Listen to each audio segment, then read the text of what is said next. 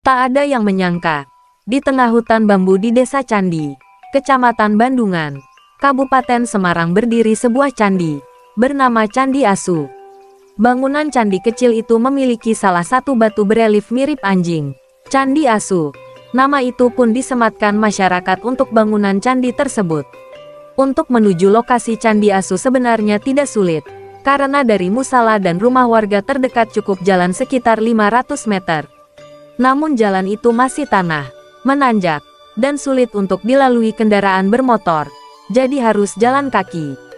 Pengunjung harus melewati terowongan alami yang terbentuk dari tumbuhan di sekitarnya termasuk bambu-bambu yang selalu berderik jika tertiup angin. Kawasan candi tersebut pernah ada semacam padepokan, namun kini sudah terbengkalai semua bangunannya. Namun di bangunan yang terdapat Candi Asu di tengahnya, masih nampak ada karpet warna hijau dan gelas kaca bening berisi air. Ada juga benda seperti makam lengkap dengan 2 nisan kayu di samping Candi Asu. Arkeolog sekaligus Ketua Tim Ahli Cagar Budaya TACB Kabupaten Semarang, Tri Subekso mengatakan Candi Asu masih banyak menyisakan misteri. Dalam catatan TACB Kabupaten Semarang, memang belum diketahui kapan pertama kali candi itu ditemukan. Kemudian juga, tidak ditemukan struktur candi, sehingga belum diketahui pasti apakah itu lokasi asli. Candi Asu itu belum bisa dipastikan apakah lokasi awal di situ. Perlu penelitian kekuatan struktur susunan batu di bawah, kata Tri di Semarang. Selain itu, batu dengan relief mirip wajah dan juga ada yang mirip batu.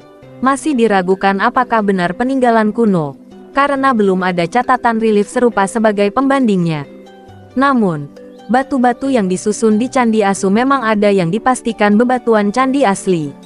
Masih diragukan yang relief wajah-wajah.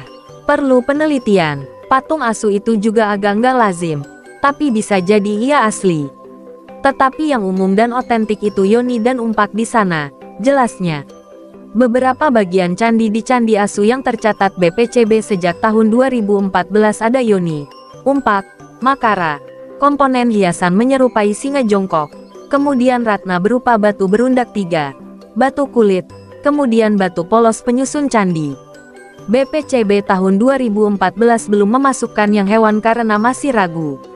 Kalau ia asli kuno itu jarang ditemukan. Kan belum tahu kronologis batuan dikumpulkan di situ. Tapi kalau bagian candi, iya, ujar Tri.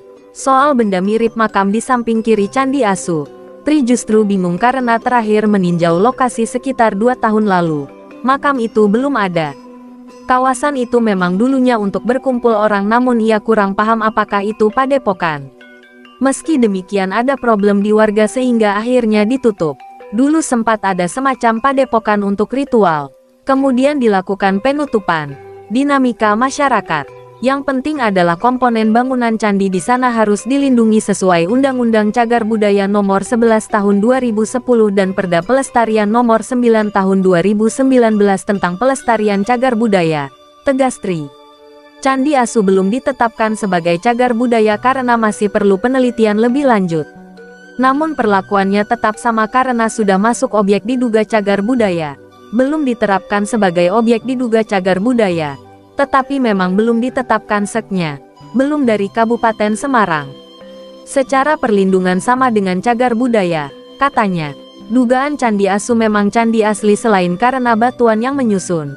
Kawasan itu diduga masih berkaitan dengan Candi Gedong Songo yang tidak jauh dari Candi Asu, sekitar 3 km jaraknya. Tri menjelaskan Gunung Ungaran memang dianggap sebagai gunung suci di zaman kerajaan Hindu sehingga banyak bangunan candi. Namun Candi Asu juga belum tercatat pada catatan Belanda tahun 1914 baik dengan nama lain sekalipun, jelas Tri. Tri juga menjelaskan, ada pembeda candi yang didirikan di lereng, dekat puncak, dan lembah Gunung Ungaran. Untuk lembah biasanya bangunan candi digunakan untuk ibadah dan ada cukup banyak. Kemudian arcanya bisa diidentifikasi seperti Durga, Ganesha. Itu adalah candi untuk desa-desa pada masa lalu. Ibarat ada masjid ada musala. Di tiap desa ada, tegas Tri. Untuk candi di gunung dan lereng hingga puncak itu diperuntukkan untuk kadewa guruan, untuk pengajaran. Bagi para resi dan orang untuk menyucikan dirinya, hanya kalangan agamawan. Karena itu gunung suci, mendaki pun tidak sembarangan. Tri menjelaskan teka-teki Candi Asu kini juga menjadi pekerjaan rumah PR bagi arkeolog termasuk TACB. Ia berharap bisa menemukan petunjuk-petunjuk lain soal Candi Asu. Ini juga menjadi PR bagi kami untuk meneliti, tegasnya.